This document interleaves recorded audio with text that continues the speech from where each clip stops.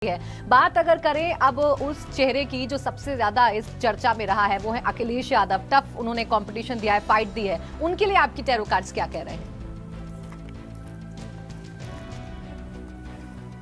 जी, बात करते हैं अखिलेश यादव जी की, तो उनके कार्ड्स बहुत अच्छे आ रहे हैं, उनकी दशाएं भी बहुत अच्छी आ रही हैं, बट कहीं ना कहीं उनका जो आंतरिक रूप से उनके आसपास के लोग हैं, उनके घर के लोग हैं, वो उनकी वजह से कहीं ना कहीं कहते हैं ना, चीज़ें उनकी कहीं ना कहीं डिस्टर्ब करती हुई, कहीं ना कहीं उनको आर्थिक रूप से कहीं ना कहीं मेंटली स्ट्रेस देती हुई मुझे दिखाई देती हैं, जिनकी वजह से वो कुछ बहुत अच्छा वो नहीं मुझे दिखाई दे रहा कि उनका वो चीज़ें दिख पाएंगी। लेकिन जो पहले से अब तक अगर उनका मैं अगर कंपैरिजन करूं तो मुझे वो बहुत ज़्यादा इम्प्रूव दिखाई दे रहे हैं। उनकी कनेक्टिविटी जनता के साथ बहुत बढ़ती हुई मुझे दिखाई दे रही है, वो बहुत एक्सटेंड हो चुके हैं, मुझे ऐसा दिखाई देता है। परंतु अगर हम उनके वोटिंग की बात करें या हम उनके इलेक्शन के रिजल्ट की बात करें तो मैं दोबारा से वही बात करूंगी, मुझे वहाँ कहीं ना कहीं थोड़ी सी चूक दिखाई देती है अखिलेश जी की।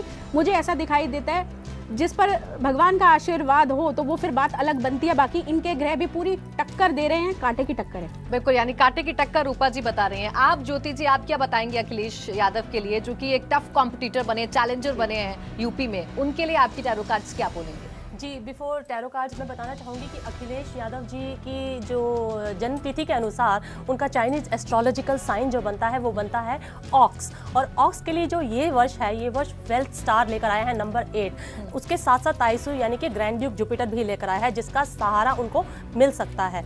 तो अगर देखा जाए तो अगर इस तरह से अगर पाची के हिसाब से देखा जाए तो डेफिनेटली उनको एक अच्छा सपोर्ट सिस्टम मिलता है और वो काफ़ी अच्छे लीडर की तरह एमर्ज होकर आएंगे और आने वाले समय में उनका बहुत ही ज़्यादा नाम होगा और बहुत ही ज़्यादा फेम अटेन करते हुए मुझे नजर आते हैं। तो ये वर्ष उनके लिए काफ़ी लकी वर्ष साबित हो सकता है। तो अगर मैं टैरो कार्ड्स से देखूं कि उनके लिए ये रिजल्ट कैसा रहेगा, तो अब चलिए अब देखते हैं इलेक्शन का रिजल्ट कैसा रहेगा उनके लिए। बिल्कुल, 10 मार्च को क्या उनके लिए खबर आने वाली है निकलकर?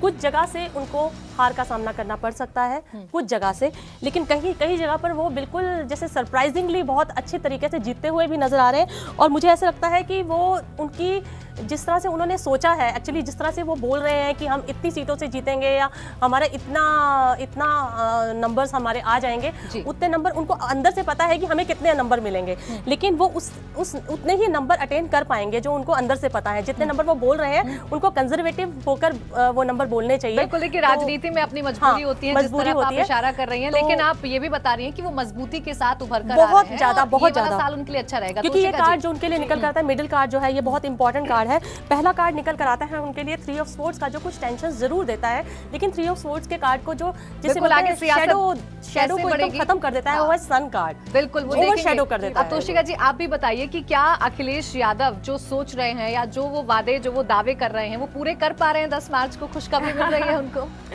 देखिए, यहाँ पे अखिलेश जी की अगर मैं बात करूँ, हार्ट ब्रेक का यहाँ पे कार्ड आ गया है, तो ये तो मैं बोलना चाहूँगी अखिलेश जी जो भी चीज़ें सोच रहे हैं वो उतने मजबूत तरीके से तो एकम्प्लिश नहीं होने वाली है। उनको आसपास के लोगों का साथ तो मिल रहा है, पर उनकी पार्टी में ही बहुत गठबंधन में बहुत ज़्यादा दिक्कतें हैं, जहाँ पे उनके अपने लोग ही मन में उनके बारे में कुछ और सोचते हैं और मुंह पे कुछ और है, जिसकी वजह से उनको काफ़ी जगहों पे हार का सामना मुझे लगता है करना पड़ सकता है।